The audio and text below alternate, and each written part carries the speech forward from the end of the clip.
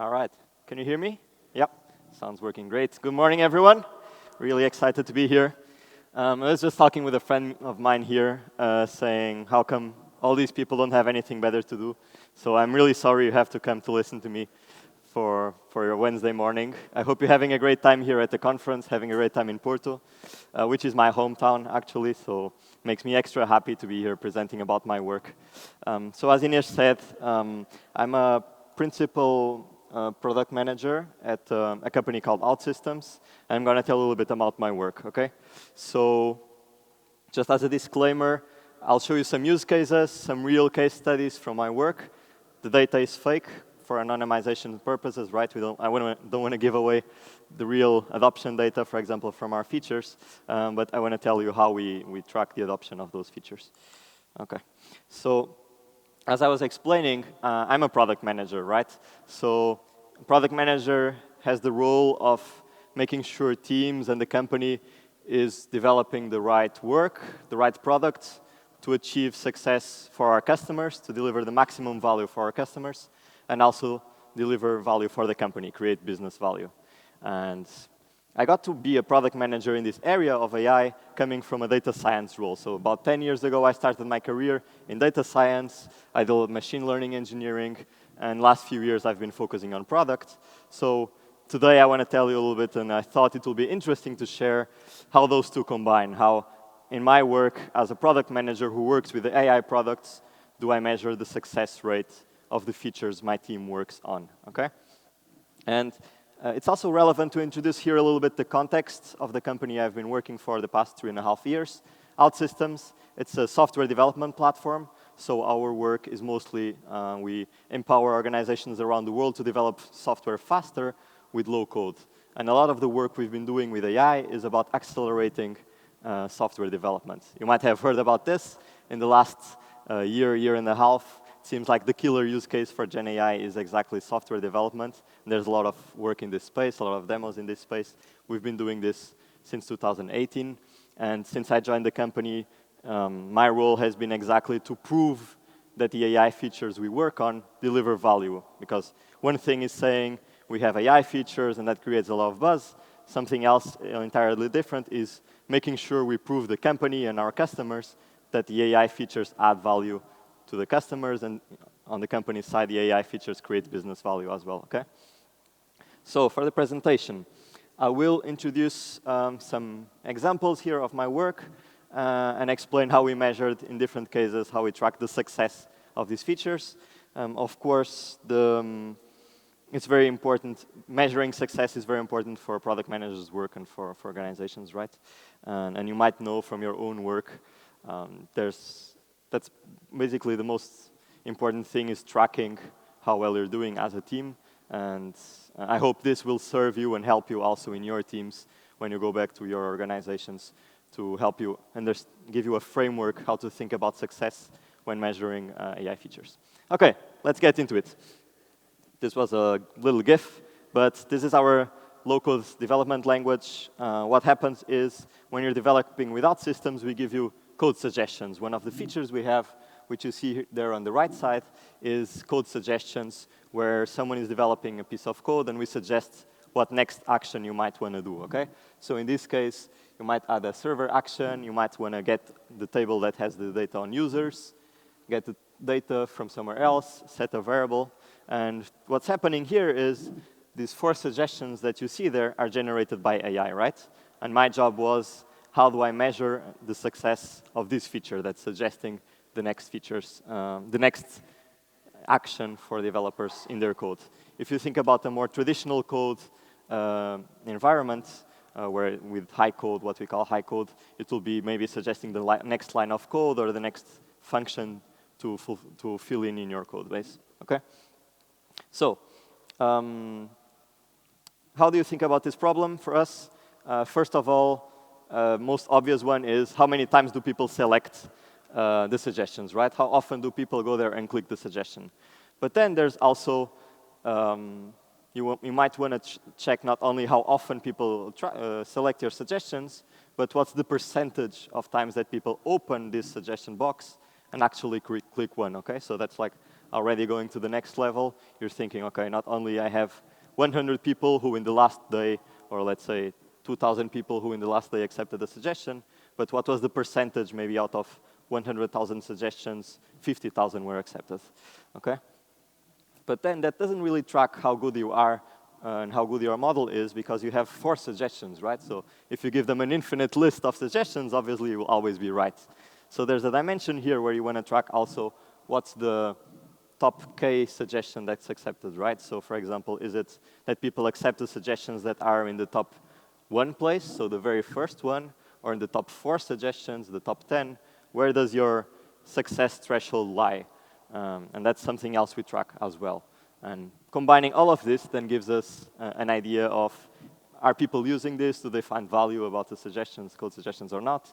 But in the end, we also want to save time from developers. So what we have to do, on top of only tracking adoption and if people are using it, is also, are we saving time for developers? And that's another question we ask on top of this, which is not that trivial. So if you might think it's easy to track, like people do the code by hand versus accepting the suggestion, that's easy to track. But that really depends on the type of code people are doing. So one thing to think about when you're doing this type of thing is to isolate for specific actions that people are doing. So we isolate the time people save, for example, when doing a function to get data, a query to get data from a table, or to build a function to do a data transformation, for example, okay? So that by isolating things, it really helps us understand where are the pockets of success, let's say, where are the functions, the types of suggestions that are working and saving time for people. On top of that, then, of course, we do a lot of A/B tests, and this is the tried and tested way. Sometimes we change the model, and that will give us the best results where we have the most confidence that this is really working. Okay, another use case that, so that was code suggestions, but we also have code completion. And that's something we have here, for example, where we do data manipulation with AI, where you're able to write a query in natural language and it generates the SQL behind the scenes and creates the query for you.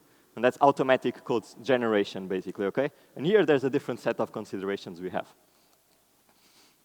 So it looks a little bit like this, now here on the left side. So you can, for example, write a query that looks like booking whose checkout date is today. Okay, so I want to get all the bookings from the same day, and this will be surfaced in the application for the end user. And it generates then the SQL for you. What's happening here is there's no explicit feedback from the user, right? So the user is not accepting a suggestion. They just write that query, and then we create the SQL for them. That's a bigger problem. It's more difficult to analyze if you're successful or not, because you don't have people's clicks to say, I like this suggestion or I don't, right? So one of the things we have to understand when we don't have explicit feedback is how can we track, do we find a proxy metric to understand if this is successful? And one of the ways we do it is, do people edit the code that was generated after it was generated, right? So someone writes this query, and then if they go and edit the query afterwards, it might mean you were not so successful in generating it. But that's also not amazing, because sometimes people write a query, for example, they just write the word bookings, and by writing the word bookings, they want to have a bootstrap, let's say, the first part of the code, and then they're already expecting to go edit on top of it. So this just gives you an idea a little bit of a proxy, how successful your model is in terms of accuracy. But you also need to go and check adoption, how often people are using this to really know if people like it or not. So you're already seeing there's different dimensions here. On one side, we're measuring the accuracy. Are we right in the suggestions we give, in the code we automatically fill in? But actually, we have to complement it with other measures. For example, are people using it? How often do they use it? How often? What's the percentage rate of the acceptance? And so on. There's other dimensions here that we track. So how fast is the code generated, for example, is a critical non-functional requirement, because if your code generation is slow, people will not use it. And we also want to track how this improves over time. So in this particular feature, for example, we often change the model that sits behind it. And how do we keep track whether the model is working or not? That's also not a trivial problem. The best way to do that is something that people in marketing do a lot, that's cohort analysis, okay? So what we do there with the cohort analysis is we track for the users who started in a given month, how often do they still use this feature after a few months, depending on the model they have, right? So we might have people who started using the feature, let's say in August last year, August 2023. In the first month, that's month 0 over there, 30.1% of the users use that feature, okay? And then you can say, okay, how many of them were still using it after 12 months? 30.0, not too bad, that's amazing. People are still using it, 30% of them after 12 months. But we also know, let's say in May this year, we introduced a new model. There's a new AI model. We changed from the certain large language model to a more powerful large language model. What effect did this have in the product adoption? And we track it with this cohort analysis where we check, okay, for the month 0, it's already ahead. We have 33%, so people are using it more. Seems like there's a good influence. And then we have to check, okay, after a few months, there's still a drop. Maybe people don't find the model so useful after a few months. Maybe it's useful in the first try, it gets a couple of things right, but not after a few months. And we use this analysis to then go and improve our models when we change the LLM that's behind generating the code to understand how it's faring a long time, okay? Hope it's not going too deep in details, very technical, but I just wanted to give you also specific frameworks and the tools we use. Okay, summarizing a little bit here in between, what things we've been talking about already. Accuracy of the models, right? Other metrics more on performance, for example, the response time. How useful is it? For example, the time you save for people when doing a certain code suggestion.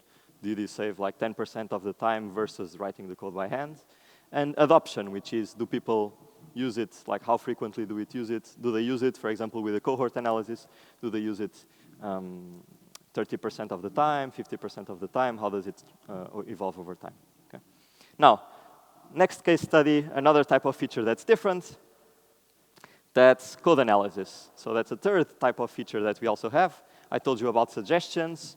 We also have code completion, generation. Another one is analysis. This is a little bit more similar to classification. So this is a typical, more classic machine learning problem, let's say, where you classify code as having a bad problem or not. So we run analysis through the code, and we flag problems. So we can flag, for example, if there's duplicated code, or if there's a bad code practice, for example, that someone created a certain type of query or a function that will make the application slow, or will create a security issue for the application. We have an engine that's tracking, running through the code and tracking that, okay?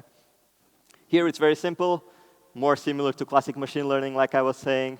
You measure the true positive rate, right? False positives, metrics like precision and recall to understand if how many of the actual true positives are you getting out of all the bad code problems in the code. How many of those are you actually catching?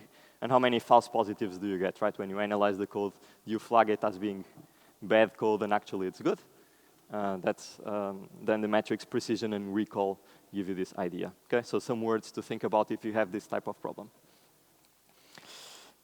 Okay, so a little summary again of what I was saying. If you have code generation, have explicit feedback, tracking the percentage of right answers is a good way to go. If you don't have explicit feedback, you have to go use a proxy metric. For example, how many times do people edit the automatic fill-in of the code that you generated for them? Okay.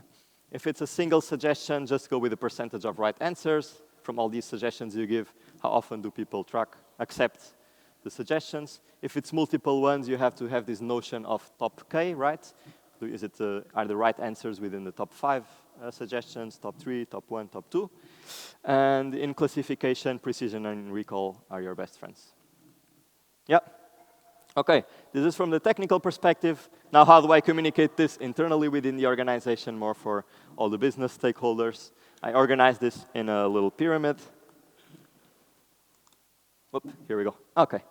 A little pyramid that organizes all that I've been saying. So all the metrics, like response time, accuracy, all of those bubble up to something we call performance. And that's the bottom layer of what we analyze in terms of success rate of an AI feature is. Is it performant?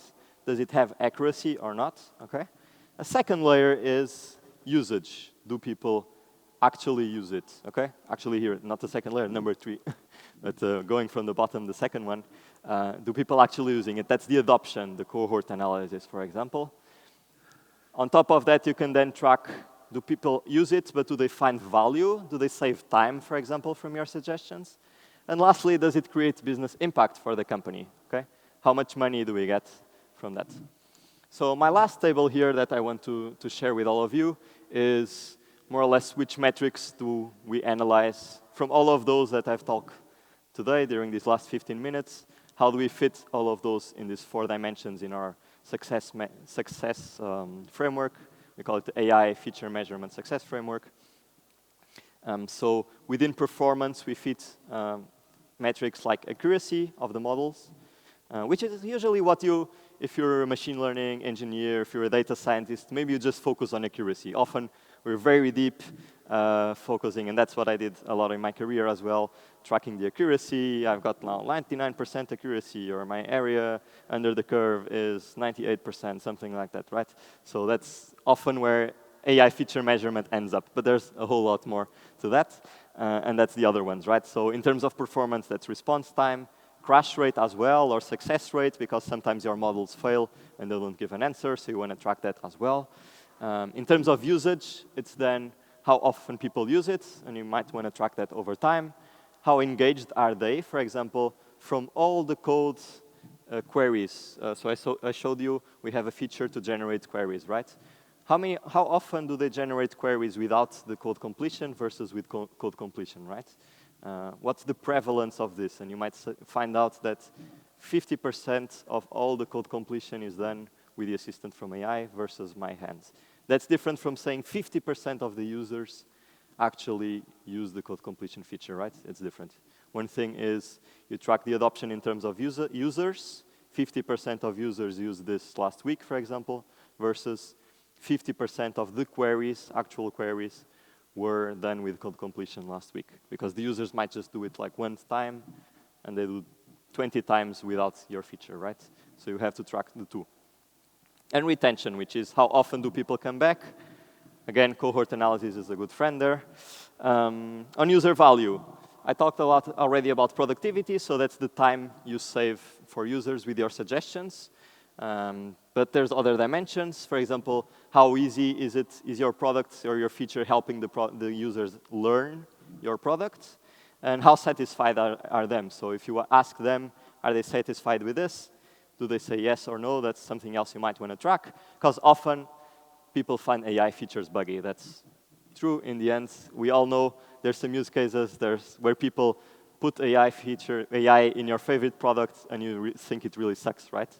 So it's always a good idea to track user satisfaction and talk to users to understand if you're really helping, if they're happy about your suggestions, or you're just bugging them with an annoying AI that's suggesting things that people actually don't want, and you don't give them any option to opt out. Might happen, and it's always a good idea then to track this satisfaction, either with surveys or talking to users, which is my favorite way to do it. And lastly, business impacts. This is where I communicate to the top of the organization, to senior leadership, what impact do these AI features have. And this is really critical and very important to gain alignment within the organization and make sure everyone understands how these features then contribute to the bottom line of the company. So that can be things as conversion rate. Do people who use the AI suggestions convert more to paid users of our product? That could be things like consumption. Do they build more applications because they have these AI features? Or retention.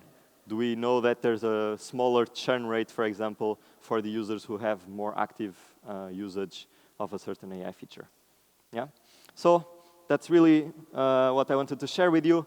In a summary here, the message is AI is different. There's no single way to measure, to track the success rate of AI features, and we have to adapt to the actual experience. How does the feature deliver this experience?